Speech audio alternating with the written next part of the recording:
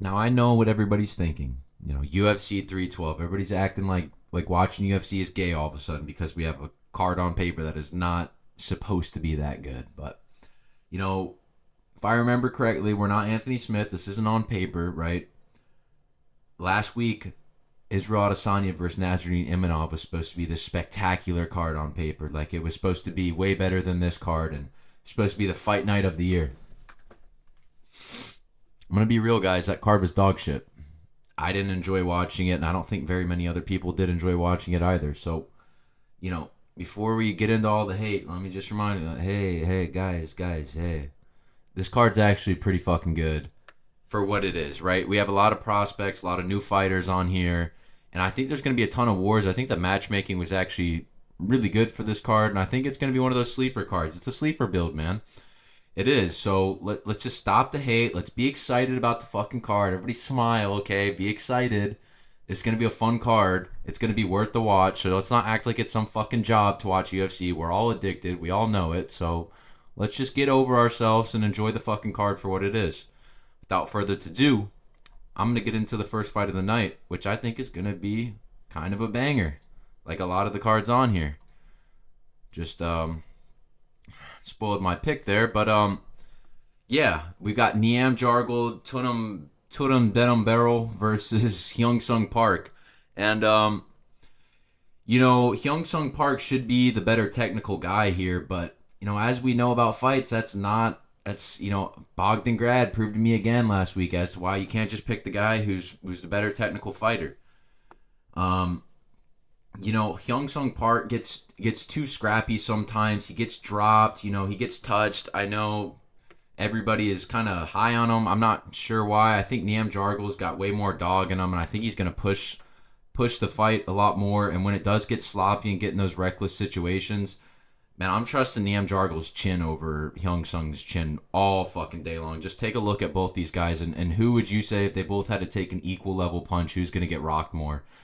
I'm taking Niam to survive that punch over Hyung Sung. So I think the fight will get sloppy, and I think neither of these guys are that special. And I think, like I said, it will get into a firefight. They'll be brawling in the pocket, and I think Niam Jargle walks out of that 9 out of 10 times. So I think he's more likely to survive the car crash, and that's why I'm picking him. I think he's got more dog in him. I think he's gonna go in there and just fucking prove it. So Niam Jargle is gonna be the pick for the first underdog of the card.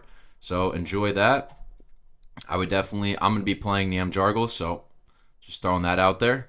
Next up, we've got Quillen Salakid versus Anshul Jubli. And, Anshul Jubi fight week, man. India's getting fucking rowdy, so I was looking for a reason to pick Anshul, and I'm like, maybe they're tossing this Quillen guy at him, for, giving him an easy matchup because he lost to Mike Breeden. But let me remind you, man, Mike Breeden was the easy matchup for Anshul Jubli. That was supposed to be the layup. And at this point, I think they're just throwing Anshul Jubli a guy like Quillen, where if Anshul loses, at least we're still having another prospect in Quillen rise up. And I think Quillen is pretty good. I think the minus 500 line is asinine. I think it's insane. Anshul's good, man. He's got good striking and he's got good grappling. I don't think he's a bad fighter by any stretch of the imagination. So the fact that they're disrespecting him this hard with this like crazy of a line, I'm putting that line more at like minus 200, minus 250 for Quillen. I think minus 500, like I said, it's out of this world. So I'm not gonna be playing on Shoal Jubilee, and I think Quillen's got a good chin. He looks like he probably has a decent chin, but if you were to get dropped by Anshul Jubilee and not finished but dropped, that wouldn't shock me at all. I just think Quillen's kicks and his activity is going to be better, and I think he's probably gonna have the better grappling too in this situation. So, and then on top of that, the cardio differential and seeing how Quillen looked in the third round of his last fight compared to Anshul, which I get it. I'm not here to write off Anshul Jubilee yet. I know everybody's hating on him because he's Indian or whatever, but let's relax a little bit, guys. All right. The pick is going to be Quillen, but I don't see this being an easy fight at all. I think it's actually going to be extremely close, and I think Quillen's going to scrape by for the win. Just winning in a couple grappling exchanges. I see round one going to Anshul, round two going to Quillen, and then Quillen stealing round three. Or maybe even getting a finish, because if Anshul shows up with that same gas tank, he's in trouble. So, anyways, yeah, Quillen's gonna be the pick. Next up, we've got this one's a free little parlay piece for you guys. This one's an easy one. I hate saying that because I don't want to jinx myself, but yeah, it does feel like it's like if Jonathan doesn't get that crazy Hail Mary random submission, I just don't really see how he wins this one. Kevin Joussette's good everywhere, and I feel like the way that Jonathan looks to be going for the takedowns with those body locks, trips, and all upper body stuff against a Kevin Jousset who's got judo, way better striking, everything. I just feel like Kevin Joussette's gonna make it look easy, and it's gonna be one of those situations where it's like, yeah, I mean, what'd you expect? The UFC level guy versus the guy that's not UFC level yet. So I'm not gonna break this one down too much. I think Kevin Joussette's just better everywhere. I think he could even sub Jonathan. So unless something crazy happens, Kevin Joussette's a really easy parlay piece, and he'll be in most of my parlays somehow, some way. I'm actually going to take Kevin Jousset by finish as well. Yeah. Next up, we've got Rong Zhu versus Cody Steele, and Cody Steele, he's this prospect, man. He chucks, he grapples really good, and he's apparently the full package, and he's what Rong Zhu should have been, right? But man, I don't know. I know Rong Zhu's been like kind of just losing every fight, but I mean, let's not sit here and act like Chris Padilla is some bum, man. Like, it was a weird loss too. He got caught by a elbow or something that cut him open, and he never got finished. I don't think Rong Zhu's as bad as everybody thinks he is, and I think the hate stops here. I'm picking Rong Zhu straight up, man. I don't think Cody Steele's going to be getting his grappling off as much as he would like, and I think on the feet, Rong Zhu's going to be doing a lot more damage, and I think the judges are going to favor that if it does go to decision. But I could see Rong Zhu piecing this Cody Steele guy up and kind of showing him, and I think Cody Steele will be something in the UFC, but I think this could be like a little bit of a fraud check situation, a little bit of a humbling. So I'm picking Rong Zhu, man. I don't love it. I'm not gonna be having this isn't my favorite underdog of the card, but I think it is an underdog heavy card. And I'm rocking with him, man. I wanna see something out of him. I wanna see what we saw when he was coming up. So I think Rong Zhu's gonna have the advantage on the feet, while Cody Steele, like I said, advantage on the ground. I just think Rong Zhu will do good enough on the feet to steal the win. Close fight though, very close fight. Okay, we got Colby Thickness versus Alessandre Pantoja. Is it Alessandre, right? Yeah. There, Pantoja. Alessandre Topuria. Yeah, I'm just going to go with the lineage of the Topuria brothers, man. Athleticism runs in the family. It's typically, just seeing the level that Ilya's at, and Alessandre being around that and having the same, genetic makeup, same kind of style, that head down, very heavy boxing style, great grappling. Colby's just kind of a dweeb, man. I'm going to be real. Like, he's like one of those guys in the MMA gym that's like, the, he gets his belts and everything, but he's like the guy that you go roll with and go spar with, and he's really good. He's really technical, but he's not like, he's not a fighter, man. Like, I just don't think Colby really has the genetic, he's the wannabe, he's the wannabe fighter. And that's what I think it's going to look like in here. We're going to have like a purebred fighter in the Tupiria, and you're going to have a guy that just wants to be the fighter. It doesn't quite have the genetic capacity to get to the top. And I think Alessandre does have that genetic capacity to get to the top. He is around the fighting heritage, and his brother, like I said, being around that high level stuff, which, not to say Colby's not, he's Volk's main training partner, but I think it's just going to be like, Topuria gets another laugh at Volk, and I think that's what it's going to be. They're both going to be in the corners, Volk and Topuria.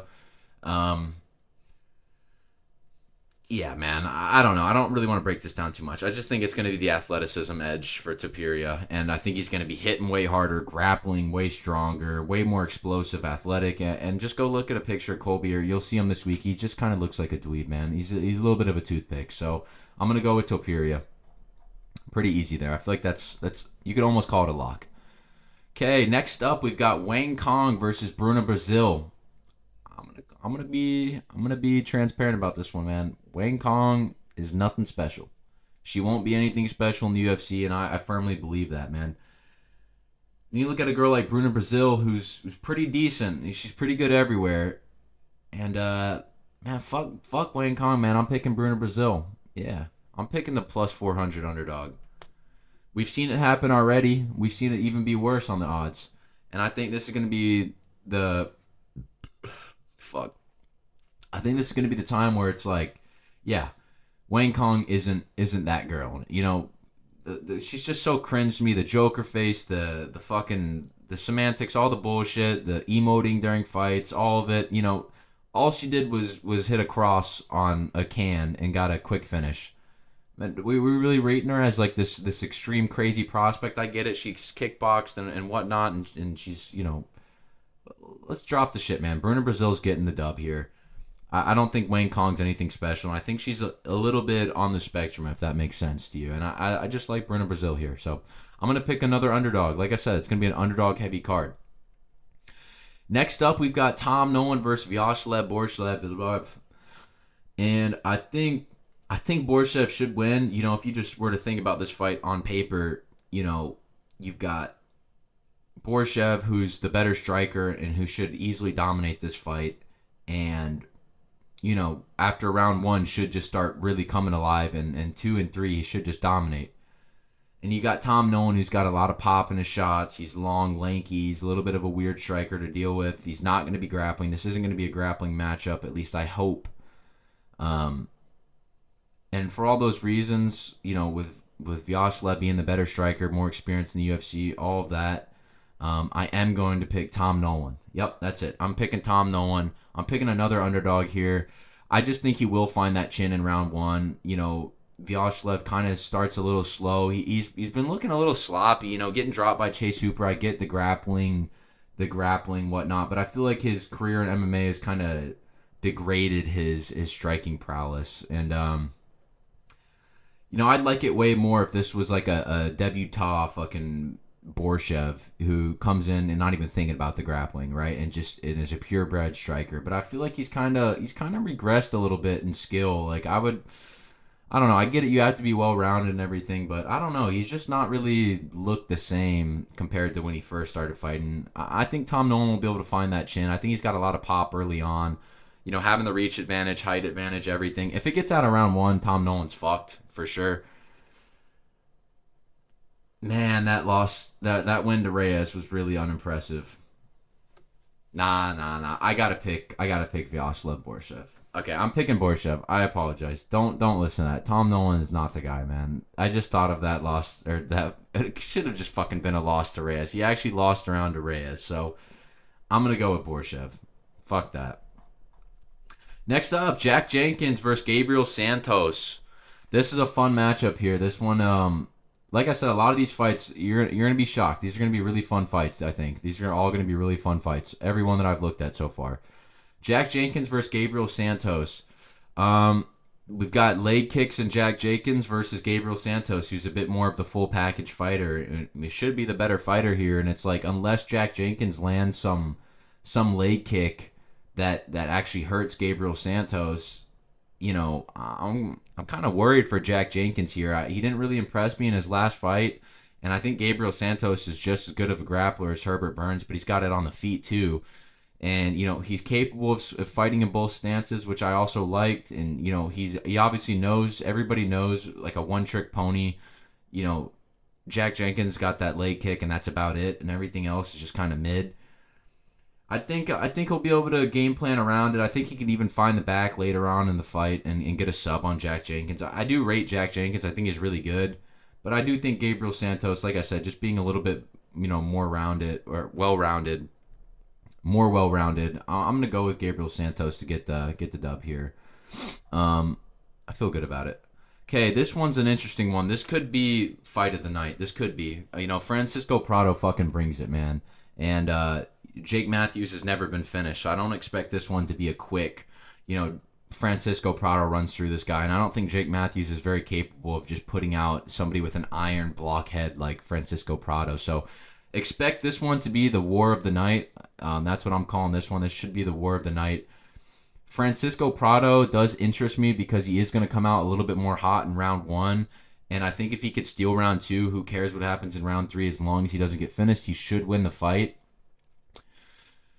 I don't think this one will be a finish. I think I am going to be playing the over on this one. That's kind of my thought process on it because, like I said, Jake Matthews doesn't get finished either, and Francisco Prado doesn't get finished either. He's got a blockhead, so it's a really tough one to pick. I am just going to go with Prado here because I think he will be able to steal rounds 1 and 2. Not steal them, but earn it. And I think Jake Matthews will start to come alive in round 3. I think Prado's going to have more volume and he's going to be the more aggressive fighter. And I think that's going to win him in on the scorecard. So give me Francisco Prado by a close fight. I'd say like a 29-28 split decision, something like that. That's how I'm feeling about this one. Next up, we've got Jimmy Crute versus Rodolfo Bellato. Jimmy Crute, man, went and laid down his gloves in his last fight. Looked like he was retiring. His injury's been plagued, or his career's been plagued with injuries, and it's hard to trust a guy like Jimmy Crute because he's kind of an idiot, and I think Rodolfo also shares that. I think he's also an idiot. Again, really good matchmaking here. I think this one's also going to be a bit of a very climactic fight. Like it's going to be a lot of action. I hope. Rodolfo does a lot of that pitter patter, lots of forward pressure, and I could definitely see him winning the first round up until he's not.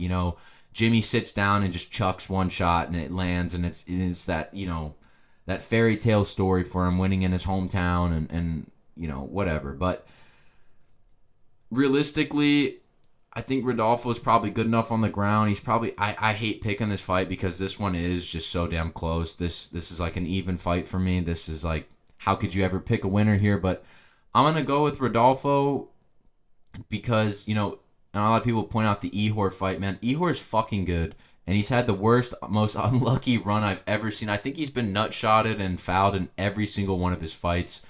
I really rate Ihor as a striker. And Rodolfo won. He got outstruck. He got beat up a little bit, but he also was in that fight a little bit more than I think Jimmy Crute would be, who just, his head is just on a silver platter. He doesn't move his head at all. It's just stuck right there, and it doesn't move, man. It just worries me a little bit. I don't think Rodolfo has this crazy power that can do much, but I think the pressure and whatnot should be able to overwhelm Jimmy Crute. I don't think Jimmy Crute goes out there and just grapple fucks Rodolfo. So I'm just going to pick Rodolfo Bellato. I don't feel great about it. I don't think Jimmy Crute and Jake Matthews both win. So next up, we've got Justin Tafa versus Talison Teixeira. You see this big monster, this big oaf. He's 6'7". You guys can't see it, but it's hidden by my camera. He's 6'7". He's a monster. He's got this reach, a 10-inch reach advantage. He's been sparking guys round 1. He's undefeated. Justin Tafa, like I said, man, I haven't said it yet, but I think Justin Tafa is going to find the shot, man. I think Talison, here's how I look at this fight. Sergey Pavlovich versus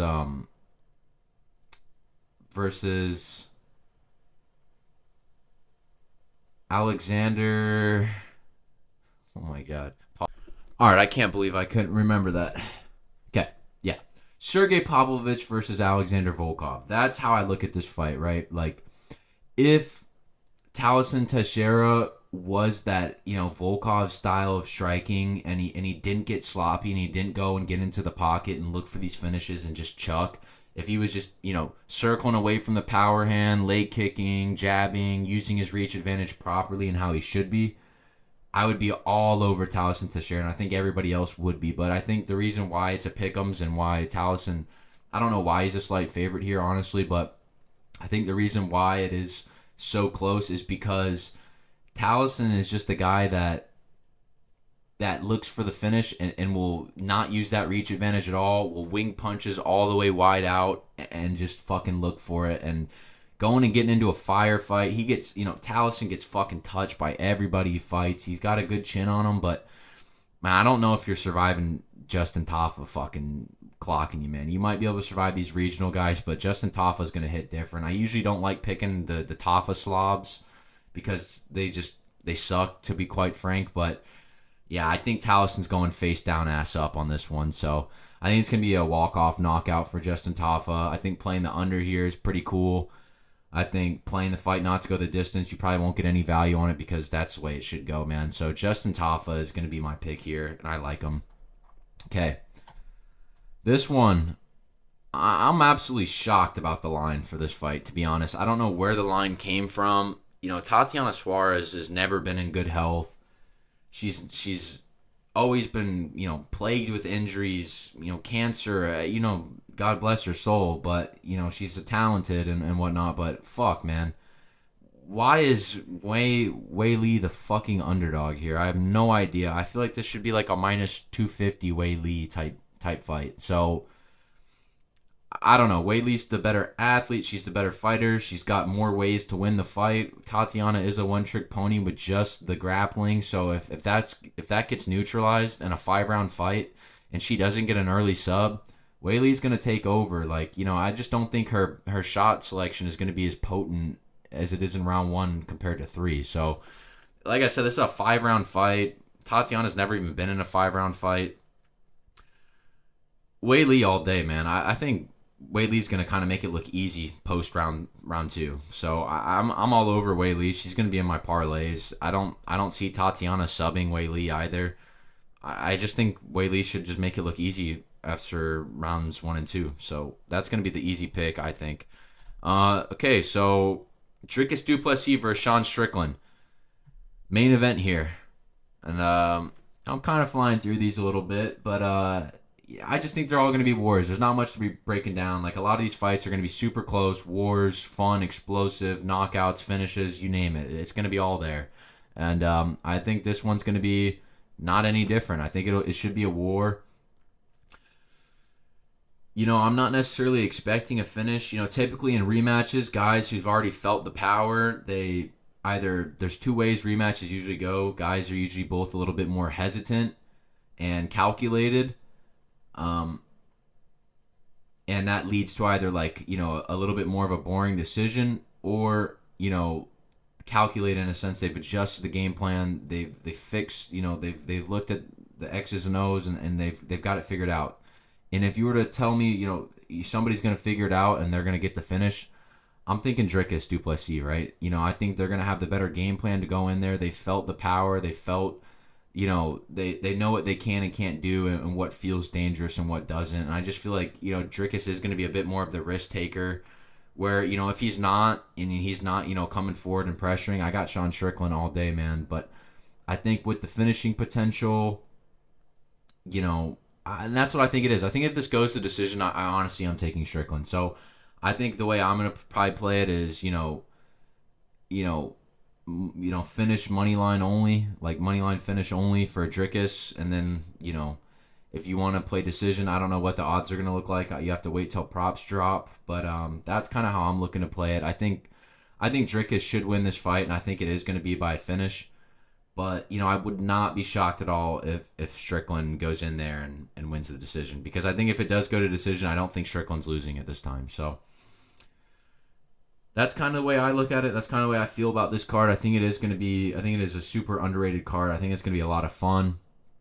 And I think everybody's going to be pleasantly surprised, which I feel like we need, because as fans, I feel like we've kind of, I don't know, like, the UFC hasn't been spectacular so far, so, for this year. So I'm excited. I think this card is, like I said, pleasant surprise. So everybody enjoy it, and stop bitching, all right?